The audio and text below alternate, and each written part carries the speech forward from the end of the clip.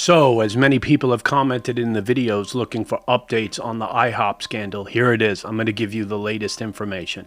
Here's what we're going to cover today in the video. IHOP changes their law firm for the investigation from a larger national firm to a smaller local firm. Petitions are going around asking for IHOP to use Grace instead of the law firm. And IHOP releases a statement on the initial findings on the sexual assault allegations against Mike Bickle. And one of the 4 former executives who presented the story to the public about Mike Bickle finally breaks his silence on what he thinks on the initial findings report. And then I want to add some shocking details. So let me give you a quick recap so far for people who are just joining in with this video. Mike Bickle was accused of sexual misconduct by 3 former IHOP executives who released the report publicly. They did so because they said that they were repeatedly blown off by the IHOP leadership team. And it seems that there are multiple women who have come forward with allegations about Mike, where the covenant of marriage was not honored as it said in the statement. So this is most likely accusations of Mike having sex with these women. It seems like the number is 6 different women have come forward. Then another former executive, Alan Hood, comes forward to substantiate the claims against Bickle, claiming that he is helping one of the victims currently. But 3 women who are supposedly on the victims list came forward to say that they have never been sexually assaulted by Mike Bickle. To make matters worse, Mike preached his last sermon at Ihopkc and said that the Lord showed him not to defend himself, but that the Lord would defend him. So Mike has not denied the allegation so far. But it seems as Ihopkc has asked him to not comment publicly as well. They should probably bake tradition with that. If Mike is innocent, he should probably come forward and say so. So on this channel, I'm going to cover heavy and controversial subjects, so this might not be the channel for you if you don't have the stomach for it. It is time in the body of Christ to start having real conversations, to prevent things like this from happening in the future, even if Mike turns out to not be guilty in all of this. We're having far too many scandals, and common sense accountabilities need to be set in all ministries. And I know many people are going to question the motives of my heart for doing a video like this, but to say it simply, I want the body of Christ to be the best that it can be. And this isn't it. So Michael Brwon recently has stated and came forward on Twitter that he is not going to be in part of the investigation anymore. So Michael Brwon releases this statement on Twitter. Due to my schedule constraints, including international travel, I am unable to stay closely involved as necessary with the daily developments of the investigation into these allegations against Mike Bickle. And so while I will be available for counsel on an unofficial basis, I have removed myself from any official connection to the process. And that's really sad. It's really a shame because it was nice to see another leader that was involved in this situation that was not on the IHOP executive team, because I feel that there needs to be outside accountability in a serious situation like this. So if it isn't Michael Brwon, there should be somebody else, another ministry or 2 that come alongside and walk with them through the process. We don't want to lead the Ihopkc team to take this whole burden on by themselves, as well as just for transparency to know that someone else outside of the ministry is speaking into this situation. So before we get started, I saw leaked audio released this week of a current IHOP executive, David Slyker, okay? And he happens to be cursing up a storm in this video. So let's take a look at this video, which is pretty shocking, although the cursing is bleeped out on this. Saturday to Tuesday isn't a lot of time, but the idea that I knew before Saturday is a lie. The idea that I knew what the allegations were before Saturday is a lie. The idea that I knew what was going on before Tuesday is a lie. You don't want to believe me? I don't give a shit. You do with that what you will. I've never lied to you ever in your life, but if you think I'm lying now, I don't give a what you think. Because you're willing to burn a friendship over somebody else's version of this story, and you won't listen to me. Live with that. Anything else? No. So yeah, I want to give them grace. I know this is really a difficult situation, To be free and flexible and creative was really... I feel that David could have really handled himself a lot better. This conversation was shocking. He drops an S-bomb and an F-bomb. And I always really didn't get the best feeling about this guy. He always has a bit of a militaristic tone, and he seems a bit hardcore for my taste. But to be cursing and yelling in a meeting like this is 100% inappropriate. Now listen, I don't want to play holier than thou. I curse on rare occasions, but never in a ministry context. And secondly, this just doesn't give me confidence in the leadership at Ihopkc. We might be looking at seeing a whole change in leadership over there. How are we supposed to trust leaders that talk like this? I wouldn't send my kids there after hearing something like this. It sounds like a toxic environment for sure. And I would, if I was in charge of the ministry, I would sit David down for a season for speaking like that. So Ihopkc changes law firms for the investigation to they went from a large national firm to a smaller local firm. So this is a start in the right direction for them, I really feel like. Having a national law firm to represent them would scare away most people. However, many people are still very upset. I really would not want to be a leader at IHOP right now, so let's give them some grace. However, they still must do things right. In some ways, they're auditioning for their jobs.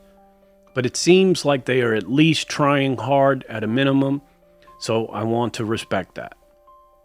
But there's a petition going around this week that was emailed to me by a few different people, and this is one of the ministries, Heaven Bent Ministries.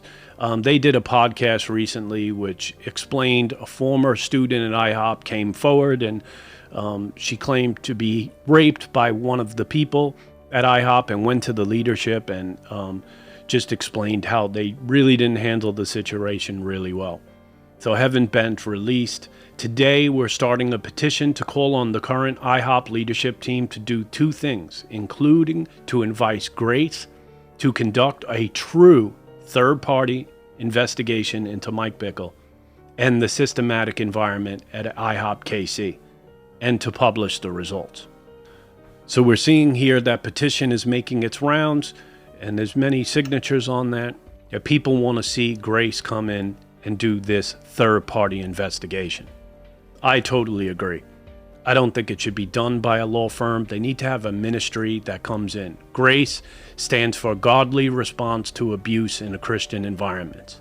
So they empower Christian communities to recognize, prevent, and respond to abuse. This would be the right move. However, Ihopkc comes forward to give more details 2 days ago in an ETL update letter on the 15th. Okay, so this is their leadership team update letter. And they wanted to say, they start off by saying that they're taking these allegations very seriously. They are investigating the allegations in a way that honors privacy, safety for those that are in due process. But they start off the letter right here, and I'm just going to highlight this because this was kind of shocking. They start off the letter right here. If you are a victim of any form of sexual abuse, past or present, or if you are the victim or a witness to any crime, please immediately report it to the proper law enforcement authorities. Now I'm going to explain why I found that statement kind of shocking. The problem with this is severalfold. Why don't they have a number for the victims to contact the law firm directly? So this would give people someone directly to call to, and those people should not have to go through Ihopkc first. Secondly, it seems that statement would only cover crimes, such as rape or forced sexual encounters. But a majority of sexual assaults happen by intimate people close to them. And it's in the context of a relationship. So you get to know someone, and in some way they have a term that's called grooming, and people are trying to get them into a sexual encounter. So if you add a spiritual element to that, it even complicates the matter. So I can say pretty confidently that I doubt anybody was raped or forced into a sexual relationship. If things did happen, it happened in a close relationship, and it was probably semi-consensual, so they wouldn't be crimes. Really doubting the Ihopkc leadership team at this point, okay, because this statement would only cover crimes, and maybe that's what they're trying to do, is trying to weed out some of unknown complaints that might come forward, because people will say, well, was it a crime or was it not a crime? And sending people to the police? It's just really shaking my head here.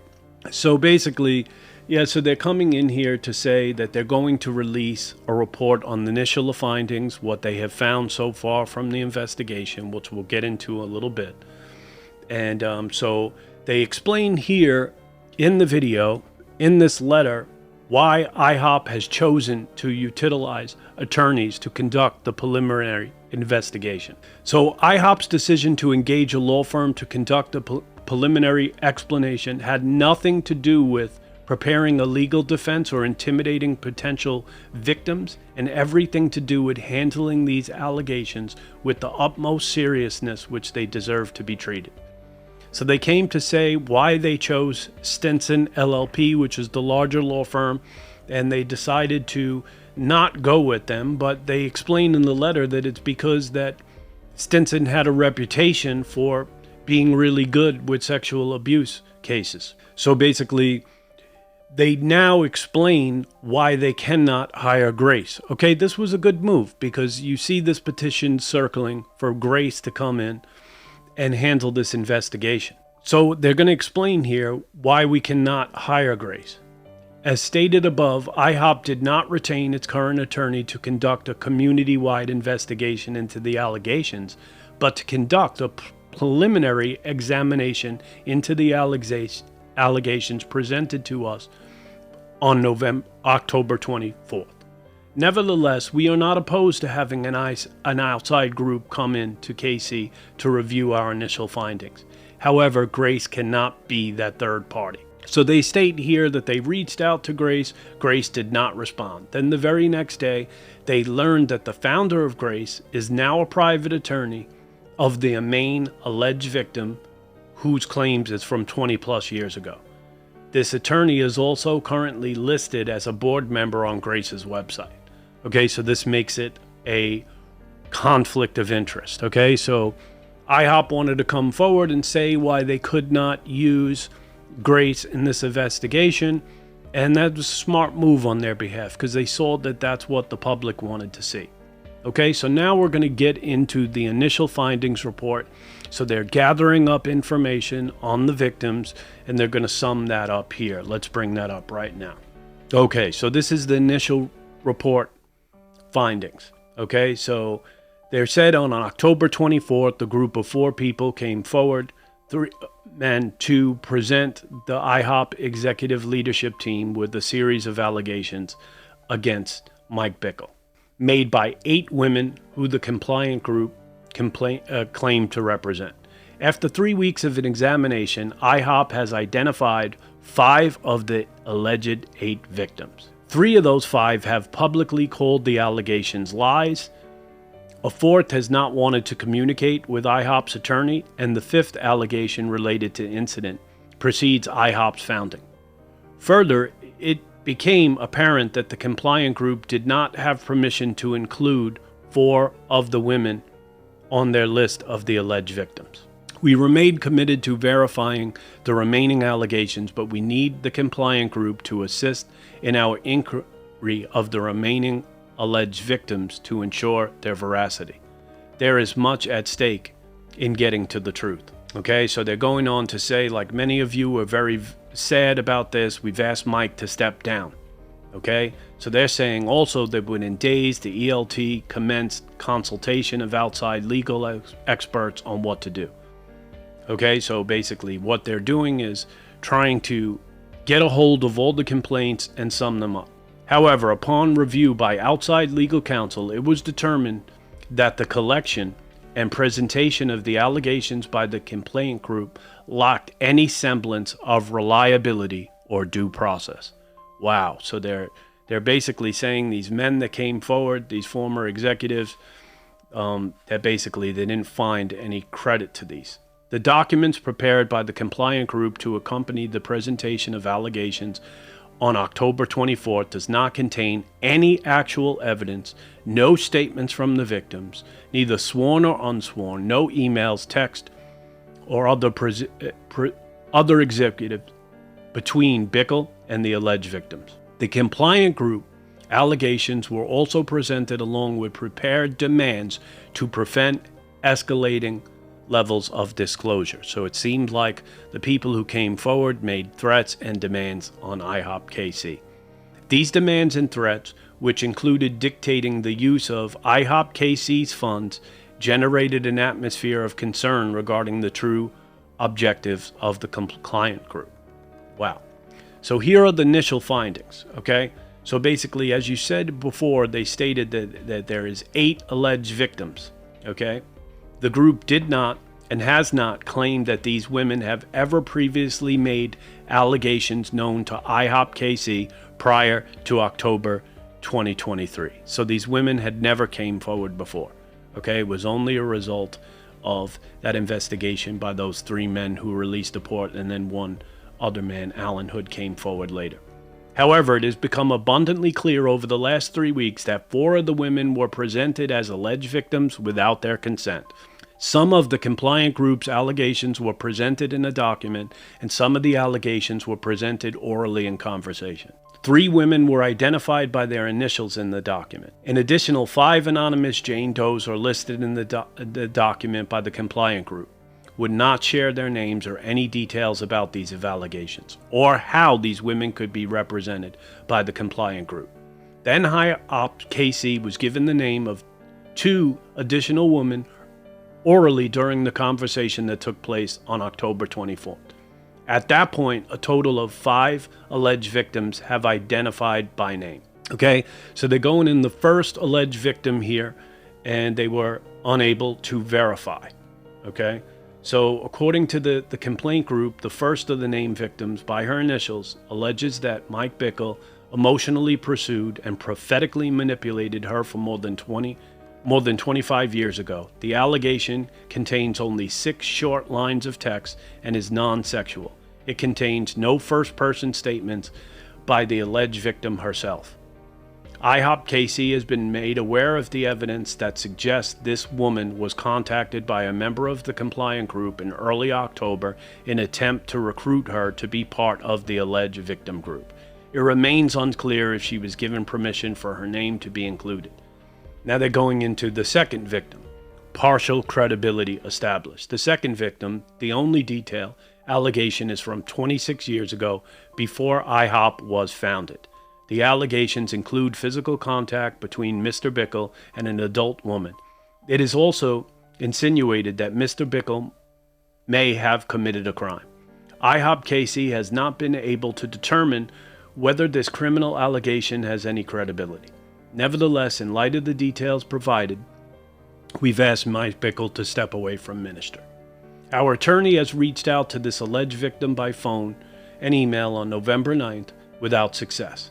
Then on November 10th, we learned that the founder of Grace was the attorney representing her regarding these allegations. Ihopkc's attorney was able to make initial contact with the attorney on November 13th and 15th. Now, they have another bunch of victims, alleged victim number 3, number 4, number 5, and number 6, okay? A third alleged victim asserts that a woman, again named by her initials, was a victim of being pursued emotionally and prophetically from 2013 to 2018. On November 2nd, this woman issued a public statement saying she was not a victim of Mike Bickle. This woman also sent a letter to Ihopkc attorney stating that the compliant group were bullies, that she had never given them permission. Alleged victim 4 refuted. Okay? On October 31st, a woman who was identified orally in a conversation by the leaders of compliant group to be part of the victim group issued a lengthy statement saying she was not an alleged victim of Mike Bickle. Okay? Alleged victim number 5 on the same day, October 31st, Halloween. Wow. God, there might be some spiritual implications to all this. Of course there is. Another alleged victim released a public statement via her social media account refuting any claims that she had ever been sexually or spiritually abused by Mike Bickle. This woman had been named by the compliant group during October 24th ETL meeting. Our attorneys spoke with the woman 10 days after she released a statement, and she maintained her empathetic denial of any misconduct by Mike Bickle towards her or any sexual involvement with him. Last one, victim number 6. Then on November 3rd, IHOP leadership team received a letter from a woman who had heard her name was being used as part of the allegations against Bickle. Her name did not come up in October 24th meeting, but she is the 6th woman whose name has emerged. She approached IHOP's leadership team to let them know these rumors were not true. She expressed that she was hurt to find out that her name was being part of the allegations, and wrote an email to ELT empathetically denying any form of abuse or inappropriate relationship with Mr. Bickle has taken place. She is the 5th woman to refute that she is an alleged victim. Okay, so you're seeing here the victim number 1, they were unable to verify. Victim number 2, there is partial credibility, but it was from 26 years ago. And victim 3, 4, 5, and 6 have all been refuted, saying that they have not been a victim of Mike Bickle of any form of spiritual or sexual abuse. So that is some good news. So now I saw a Twitter post by Joel Richardson that basically had a lawyer commenting on what he thought about the initial findings report. Okay? And so we're going to bring that up right now. Okay? So we have this guy, Bosaw PA, on Twitter. IHOP has heard the demands to bring a third party to investigate the organization in general, but this step is premature until IHOP can establish the credibility of the allegations and genuine intent of the compliant group. 1 of 3. Then it goes on to say, this is not the role of Ihopkc to establish the credibility of the allegations. That's exactly why institutions engage in third-party investigations. Without a legitimate independent investigation, these issues will continue to overshadow Ihopkc for the next 20 years. Unresolved disclosures of any abuse don't simply go away. In my opinion, this is a travesty on so many different levels. Okay, so this guy's pointing out the serious flaw in all of this. IHOP coming forward and explaining what they feel of the credibility of these allegations. This should not be done by IHOP. Okay, they are going to be biased in this. They are going to have the back of Mike Bickle. They are going to try to cover for their friend, for the ministry. In a lot of cases, their employment is tied to this. Their financial future is tied to this. They should not be conducting and determining the credibility of these claims. That should be done by a total third party, and they should be in the dark. Okay? So now, I was thinking this whole time, why aren't these men who've come forward, first original 3 men, which were Dwayne Roberts, Brian Kim, Wes Martin, why aren't they speaking? And then Alan Hood released a statement later. They're all former executives with IHOP and been with them long term. Why aren't they saying anything? IHOP is refuting these allegations, minimizing them to basically one encounter from 26 years ago. And the statements they released were quite aggressive. So why aren't any of them coming forward to say anything? They have been so quiet, okay? And I was looking on Twitter, following these guys. I reached out to Alan Hood myself, and he didn't answer anything back. Well, it turns out that one of these whistleblowers are going to respond here. Okay, so now let me say this before we get started here. The whistleblower who comes forward is the one who has been accused for putting women on the victims list who said they didn't want to be included. This is Dwayne Roberts right here, the picture that you're seeing. This article was published by Julie Roys from the Roys Report, and she tends to be very accurate. Okay, so this is Dwayne Roberts. If my discernment is correct, I really don't trust this guy out of all the 4 men who came forward. To me, just something says, I don't know if I can trust this guy. I might be wrong. Who I do trust is Alan Hood. Like I said, I reached out to him on Twitter, but he didn't respond. Alan, I don't know him, never met him, but he just seems like a person I really, really trust. This guy, Dwayne Roberts, I'm not so sure about him. Okay, because many people are questioning the motives. Why are these guys coming forward? Do they have some type of beef against Bickle? Then Rick Joyner releases a video and says they're Absaloms and they're trying to attack the anointed King David and etc. and etc. And we can't rule that out. Maybe they do have a bone to pick with Bickle, these guys. But I couldn't see a few of them come. If it was just one guy together, I might say that's a possibility, but 4 men that have been long-time workers at IHOP, and this guy, Dwayne Roberts, is a founding member of Ihopkc. So, Dwayne Roberts finally decides to speak out, and Julie Roys republishes it. Dwayne Roberts, a founding member of Ihopkc and a member of the so-called compliant group, called IHOP's report disappointing on several levels in a statement submitted to the Roys report. So he's going to go on later. He's going to go on to give more details, which he probably should have done a lot sooner. Okay, so Dwayne is saying here, we are firmly convinced that no charges should be made against an elder except in the cases of 2 or 3 witnesses, Roberts stated.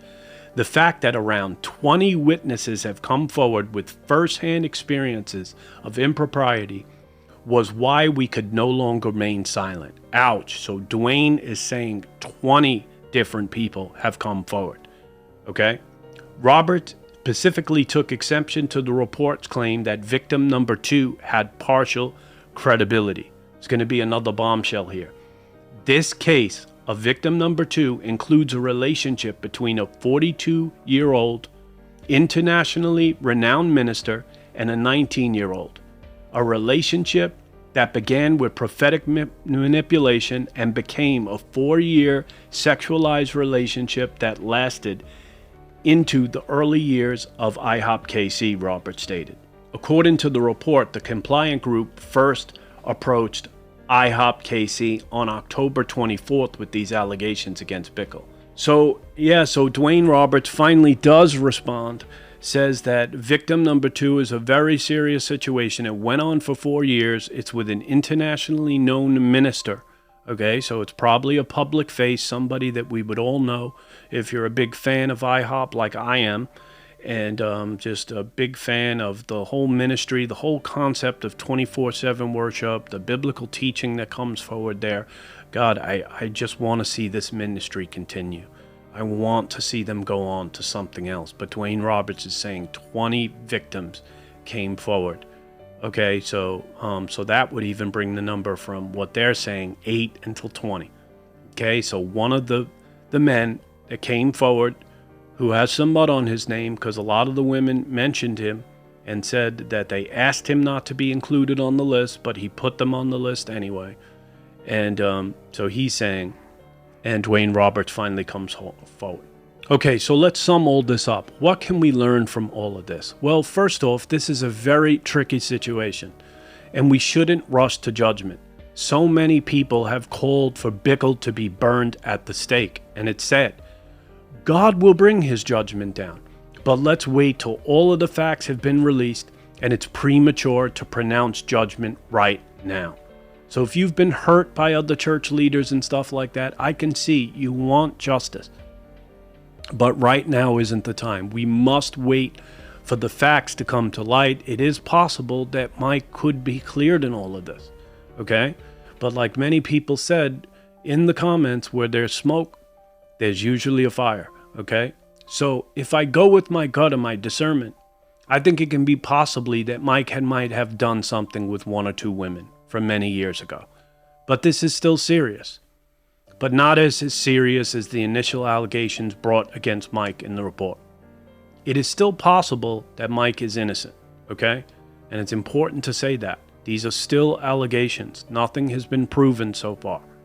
However, when a whistleblower comes forward and says there could be up to 20 women, You said that this situation is going to take a very long time. We're going to need a lot of patience with this. It could take weeks, if not months. But it would seem to be that Mike did something at a minimum. So what should we determine from all of this? I think they should use a ministry like Grace. Obviously, we know now that Grace cannot be involved because they're representing one of the victims. But instead of using a law firm, a ministry should be involved in this process, because they're going to be able to empathetically minister to the victims and get things forward. A law firm is an overkill. It's not the right approach, especially if there are sexual crimes that went on here. IHOP leadership shouldn't be involved in this process. Okay? As we seen in the beginning of the video, one of their leaders, executive leaders, flying off the handle and cursing like a madman on the video. This has to be a true third-party investigation where they are all left in the dark until the end.